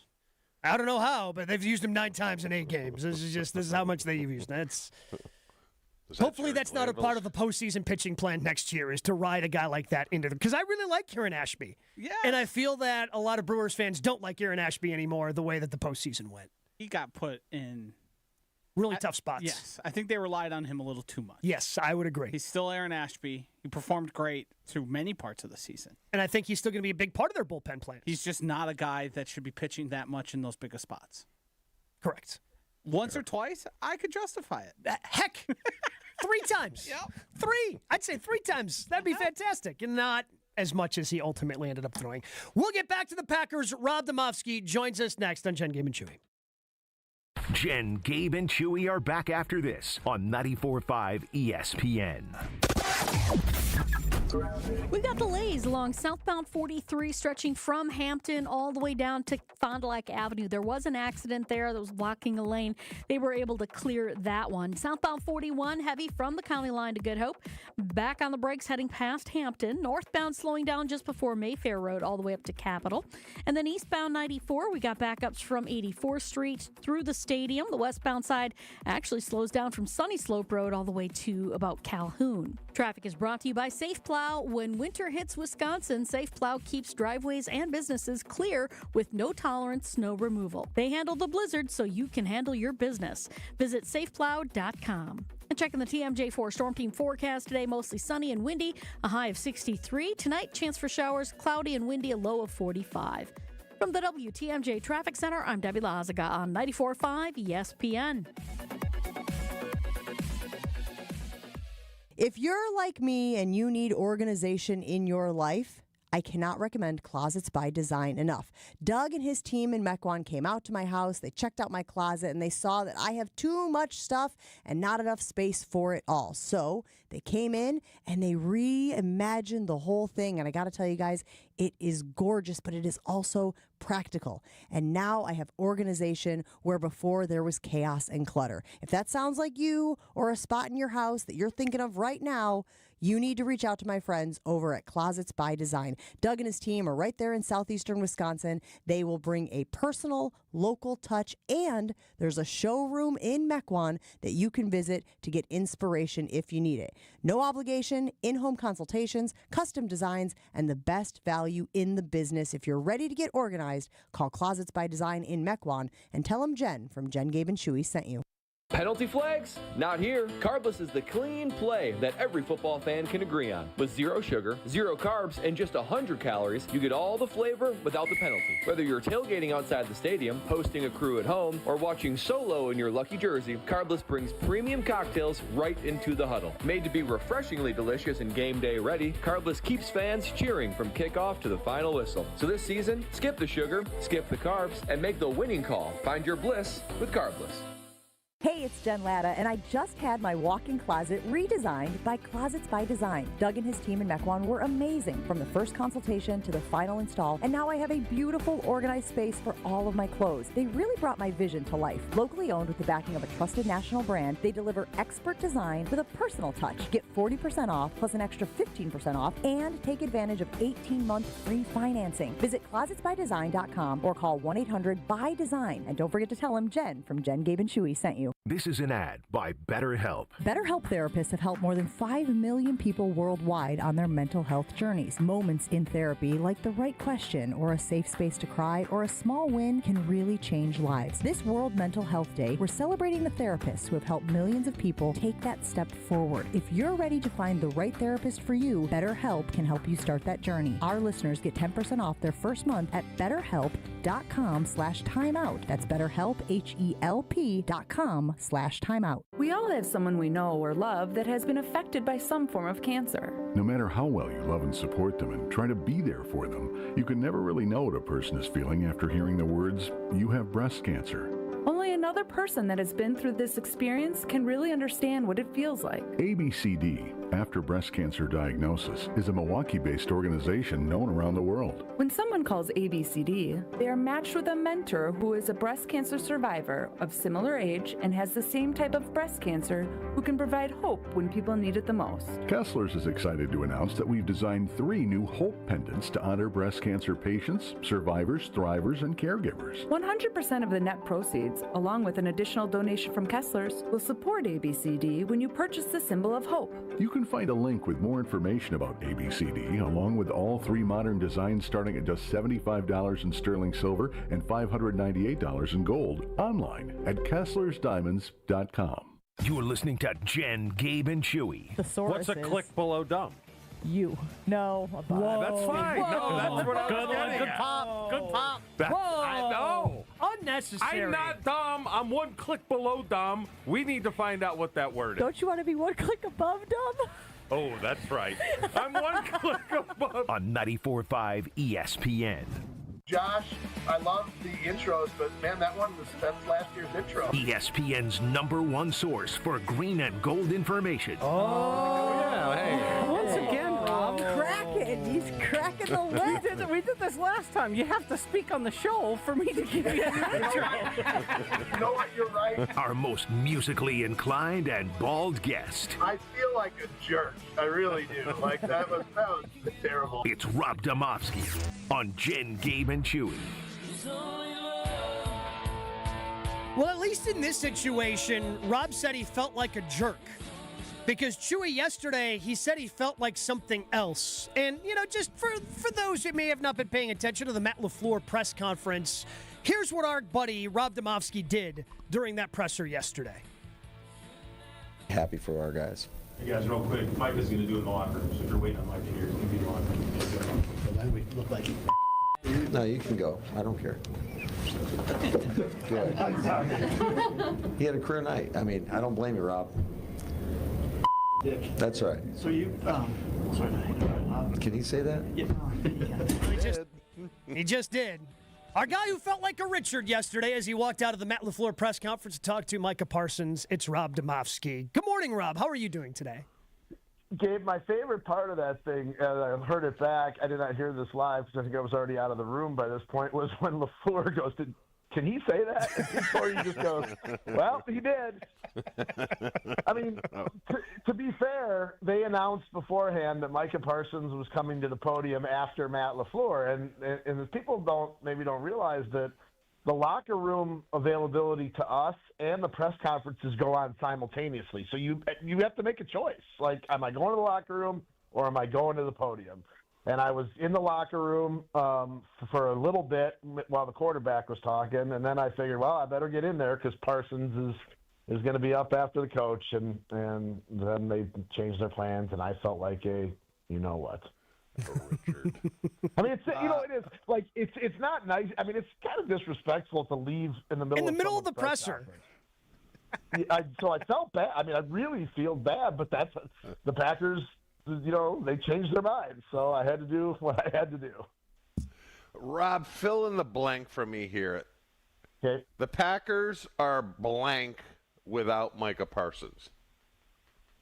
I think they lose yesterday, so they are. What would that be? 3-2-1. Yeah, they are 3-2-1. I said average. Yeah, I mean. I was going to say, if you want something other than their record, they are in trouble probably without Micah Parsons on defense for sure. It's interesting though, Chewy. I don't know if you picked up on this, or I guess I didn't realize without watching him on every play. Sometimes you don't realize how teams are blocking him play in and play out. But I know I saw him chipped and doubled a couple times, but he said he couldn't believe how few times that they did that to him and how many one-on-one. He's like, usually guys like me don't get those kind of one-on-one opportunities, and we saw what he did. And I do think the one thing that's positive about this defense, and not necessarily just Parsons, although his fourth quarter was really good too. He had 4 of his 6 pressures and 2 of his 3 sacks in the fourth quarter. But they closed the game defensively, which was, I think, something that those defensive guys, including coordinator Jeff Hafley, really kind of were they were not overly happy or thrilled or even thought the fourth quarter defensive stories and narratives were fair, but I guess they finally did something about it. Well, if we're going to talk about the defense, let's talk about Nate Hobbs. Is he being miscast and misused on the outside? Because he came here as a pretty decent slot player. Yes, the injuries were a concern, but he played the slot pretty well for the Raiders before coming here. The Packers decided to put him on the outside, and it just has not gone well. No, it hasn't. And, I mean, he did have a recurrence of the knee injury yesterday. Well, I shouldn't say it's a recurrence. He had a knee injury yesterday, and he also had a knee injury previously in camp. Still don't know if it's the same knee or not. There were, quite frankly, just too many other people to talk to get to that yesterday. But I do think, especially the way Carrington Valentine played in the preseason and training camp, I mean, that guy, I think Valentine, other than Omar Brown, who didn't make the team, I think Carrington Valentine had more interceptions in training camp practices than anybody. And he's barely played, on defense when Hobbs has been healthy. So I do think they need to either look at him and figure out, is the injury limiting him, or is he just not that good, or is he just miscast as an outside corner? Well, the problem is, if he's not an outside corner, then what do you do with him? Javon Bullard's been really good as the slot guy. He's been really good. Yeah, he's been really good. Now, Keyshawn Nixon somewhat successfully made the transition from a slot guy to the outside, so maybe they thought that they could do the same thing with Hobbs, but it so far has not worked. Rob, from an offensive standpoint, LaFleur said it didn't hum because they were playing a lot of 4 shell or cover 2 or whatever. But those are running formations. Yeah. Those are formations you run. Why aren't they as successful running the ball this year as they were last? Yeah, I mean, I think it's offensive line issues. I think there's just some holes that aren't necessarily there. I do think when they got pressured a bunch too up front in the passing game, and I know run blocking and pass blocking are different, but I think when you're an offensive line or an offense in general, and your quarterback is under the heat, which I thought Love was far too much yesterday. It can affect the run game too, right? Even though it's a different blocking style, different whatever. But I just think it trickles down to the run game as well when you're having trouble protecting the quarterbacks, and they've got to keep Jordan. They got to give Jordan a little bit more time than they gave him yesterday. It is Victory Monday. It's brought to you by Palermo's Pizza, Wisconsin's hometown pizza. Delicious brands like Palermo's County's Urban Pie and Screaming Sicilian. Palermo's has your game day covered. Find Palermo's in your local grocer's freezer. But the offense did target someone for 10 targets for the first time yesterday. Tucker Kraft, 5 catches on 10 targets. Was that just a product of this is how the defense lined up, or are they trying to make that conscious effort to get the ball into Tucker Kraft's hands more, who is now their leading receiver, by the way, in terms of yards? Yeah, I do not think it's a conscious effort. And the crazy thing is, look down at this, because I think it was right at the start of the fourth quarter or very late in the third quarter when Trey McBride had caught his second touchdown. He had at that time had 7 catches for 50, 60 yards and 2 touchdowns. And at that time, Tucker Kraft had 1 catch for 6 yards on 2 targets, I believe. And I'm thinking to myself, if they think Tucker Kraft is every bit as good as McBride, if not better, and I think that they do, why not go at it the way that the Cardinals went at it yesterday? And I'll forever think to myself, I know they say that they throw to the open guy and they go through their reads. Well, on that 4th down conversion, I was a 15-yarder to Kraft, if I'm not mistaken. Jordan and/or LaFleur both said yesterday that Kraft was the 3rd read on that play. So, it's not like they went out and intentionally did it. I'll go a little bit back to the first quarter with this game. Matthew Golden had 3 catches on the opening drive. Yep. How many did he end up with? 4. Yeah. 4. So they didn't go back to him till I believe that 4th one was well into the second half. So I just don't quite understand it. Rob, at the time, what did you think of LaFleur deciding to go for it on 4th down instead of kick the field goal? I didn't like it. I'm like, If you're the better team on paper, you tie the game up. I mean, because if they don't get that, and, there could be a drop ball. Anything could happen. The game's over. What did you think at the time? Okay, so just my thought process was, as the down and distance came up, in fact, I'm pretty sure I said to Matt Schneidman from The Athletic next to me, I go, you got to go for it here, right? And he said, yeah. And then they sent the field goal team out, and I said, I don't understand this necessarily, because even if you make that, you got to score twice, right? Because that just ties the game at 23. So I mean, if you get it and score a touchdown, in the way the Parsons is playing, you got a chance to win the game, and that's what happened. So I liked it. I mean, and I can say that at the time too. I said it live, and obviously when they called timeout, they were going to switch it. You don't call timeout and then not go for it. So I mean, I know a couple buddies of mine were texting me, awful decision. I don't care about the result. The decision was wrong, and I understand that thinking, but I don't know that there's a wrong decision there. You know what I mean? I think it's a win-win situation, and I think the chances of converting it, if you feel like you have a good play on, are pretty good. Talking with Rob Demovsky, as we do each and every Monday here on Jen, Gabe, and Chewy. They have a kicker who was trying to be a substitute teacher, and now he has the franchise record in Lucas Havrisik with a 61-yard field goal. Yeah. Brandon McManus is going to be the kicker. They gave him $15 million this offseason. But what do you do with Lucas Havrisik? You probably just have to release him, right? Is anybody actually going to give you a conditional seventh-round pick? Yeah, they might. I mean, that's typically the release, the sign and release thing is usually the way it goes for rent-a-kickers. But in this case, assuming McManus is back, and someone before the game told me that they were definitely most likely going to sit McManus yesterday and might even sit him one more game. What's the trade deadline? Is it like early November? 4th. Yeah, so 2 weeks from tomorrow. So if let's say they hold on to him for one more week, and he, what is he, 10 for 10 right now with like you said, the franchise record. If he adds 3 more, doesn't miss anything in Pittsburgh. I mean, and the situation would have to be right for a team that needs a kicker, right? Somebody gets hurt or somebody has a terrible day, to actually say, I'm going to give you a 6th or 7th, or maybe they do the 6-7. Oh, I can't believe I said that. Sorry. the 6-7 swap. I think you saw that earlier with a trade a week or so ago, right? Like you trade a player and a 7th for a 6th or something like that. I think that happened in the league last week or the week before with somebody. So maybe there's a chance. I mean, look, what he's done has been just, it's been downright amazing and unexpected. For a guy who hadn't kicked in the league since the 2023 season, didn't kick one time last year, was not on a team, I don't believe, last year at all.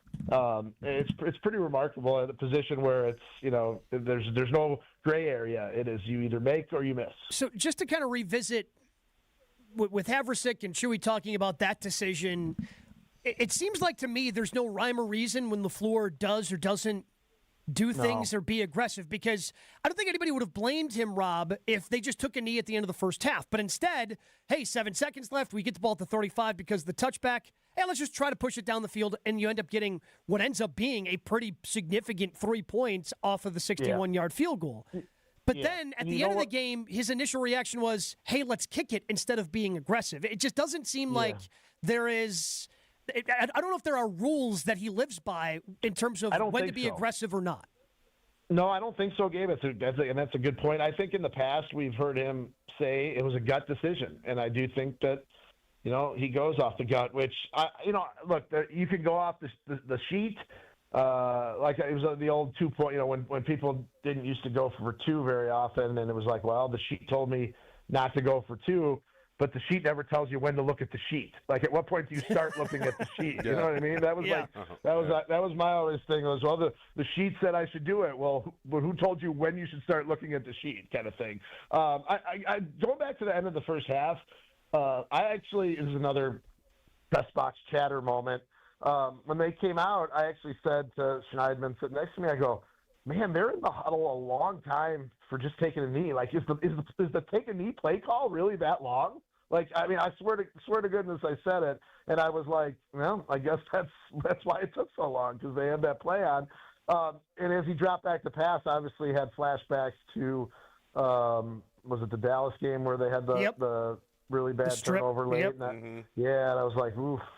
Now that they were more towards the middle of the field on this one than they were in Dallas, I believe. But yeah, not one that I would have done, but I guess credit to him and the quarterback, and was it Dobbs, I think, on the play, for catching it, getting down, and making sure they had enough time. Chewy, look at our guy Rob. Gets caught saying a couple of curse words on an open mic yesterday, and now he's going to swear to goodness. He's just really editing himself on the air today. He's gun shy now. I am. I'm completely freaked out. Watch those hot mics. They'll bite you. Oh, man. Yeah. That's all right. Rob, we certainly appreciate the time, buddy. We'll talk to you again next week. Have a safe flight back from Arizona. So I have to come home. I have to leave the sunshine. You do. You do. It was, and it's not going to make you feel any better. But when I got up to walk the dog this morning, I believe it was 41, and it felt like 36. Yeah. Well, there's I look out my hotel window across the street is the Biltmore Golf Course, and I didn't get to play it, but I at least got to look at it. So I'll have that image in my mind for the next 6 months. Appreciate it, Rob. All right, guys. Rob Domofsky joins us each and every Monday here on Jen, Gabe, and Chewy. Bucks basketball is back. It's time to play. Bucks open up the regular season coming up on Wednesday against Washington. You can watch Miles Turner playing his first regular season game as a Buck. Nothing compares to the energy of Fiserv Forum. The raucous crowd, freakish slam dunks, buzzer-beating three-pointers. Get in on the action with the ticket plan that works for you. Learn more at bucks.com/tickets. That's bucks.com/tickets. Jen, Gabe, and Chewy continues next on 94.5 ESPN. We have enjoyed having Professional Construction Inc. help us with our home projects. As you might know, we're not the most handy people. We can handle a few things here or there. But for the big stuff, the important stuff, we always call our friends over at PCI. Mike and Michelle operate a family-owned company. They believe in building relationships and doing exceptional work on your projects. They've been in business for more than 20 years, and you guys know you don't stick around unless you're dang good at your job. PCI is also hiring carpenters if you want to learn more about those opportunities or see some of their work, including, I'm guessing, my basement, which PCI did. Just go to their website. It's professionalconstructioninc.com, professionalconstructioninc.com. With a dedicated Milwaukee team, Fifth Third Bank knows what success looks like. For 15 years, we've been serving businesses, organizations, and individuals in the area with a long-standing commitment to the healthcare and not-for-profit sectors. Whether it's expansion to commercial payments, Fifth Third offers a full suite of financial services and solutions to navigate your organization's complex needs. Experience the difference with Fifth Third Bank. National Association. Custom solutions built around your goals. Member FDIC. Harry Douglas here. Look, being a man doesn't mean skipping self-care. Manscaped makes it easy to feel confident, clean, and ready for anything. Whether you're at work, hitting the gym, traveling for business, or heading for a night out. The lawnmower trimmer gives you precision, the beard hedger keeps your look tight, and their grooming essentials smell incredible. Manscaped's tools are built to perform, helping you stay sharp, smooth, and feeling your best every single day. Because real confidence starts with a clean cut and the right gear. Get all the Manscaped products you need right now at your local Target. Remember when they used to ask, what do you want to be when you grow up? At Bank of America, we ask every day, what would you like the power to do? When you work here, you help build businesses, inspire communities, and forge legacies. And now we've raised our U.S. minimum wage to $25 an hour. So the opportunity to do more also comes with competitive pay. Learn more at bankofamerica.com/25. Bank of America, proud to be an equal opportunity employer. You ever wake up with a sore throat, feeling a little off, and you know you're getting sick? Well, getting sick and going on the IL isn't an option, especially for me when I'm traveling for work. You can try to see a doctor, well, good luck there, or go sit for hours in an urgent care. Nope. That's why you need a medical emergency kit. This isn't some cheap first aid kit, okay? Your medical emergency kit comes packed with doctor-prescribed meds. It's like having an urgent care and a pharmacy right there in your home. If you're coming down with the flu, bam, here's your Z-Pack. You've got gastrointestinal issues, here's your Bactrim. From Z-Pack to ivermectin, amoxicillin, and doxycycline to treat strep, pneumonia, sinus infections, UTIs, COVID, and more. It's all right there in your kit. Just match your symptoms to the guide or talk with their telehealth doc. No doctor waiting rooms, no pharmacy lines. Order online in minutes and get $50 off with code SPORTS at urgentcarekit.com/sports. Get yours now at urgentcarekit.com/sports, promo code SPORTS. It's WTMJ's Debbie Lazaga for Comfort Awnings. I reclaim my outdoor space by having Comfort Awnings install a motorized retractable awning so I can enjoy the sun and get relief when I need it. Sensors are also available that detect strong winds and rain to extend or retract your awning. They even protect against UV radiation so you can safely enjoy the outdoors. Family owned and located in Burlington, Comfort Awnings expertly installs custom awnings that fit your home and style. Right now, you can receive a free motor for your automated awning with your order. Call 414-AWNINGS or visit comfortawnings.com. Is back pain slowing you down? The OAW Spine Center offers specialized care with advanced treatments for herniated discs, spinal fusion, and more. Their board-certified orthopedic care specialists use the least invasive methods, starting with non-surgical options. If surgery is needed, they provide minimally invasive procedures. The OAW Spine specialists focus on getting you back to an active lifestyle faster. The OAW Spine Center. There is a difference. Visit OAWSpineCenter.com. It's Jen, Gabe, and Chewy. Josh said it's garbage. I'm so glad that Josh is getting a front row seat. He said it doesn't work. Chewy, am I right or wrong? We call that a setup in the biz. On 94.5 ESPN. Just so much here from my friends at Wanna Parlay, my favorite daily fantasy sports app with the absolute largest payouts on parlays. We've got ourselves a Monday night doubleheader tonight.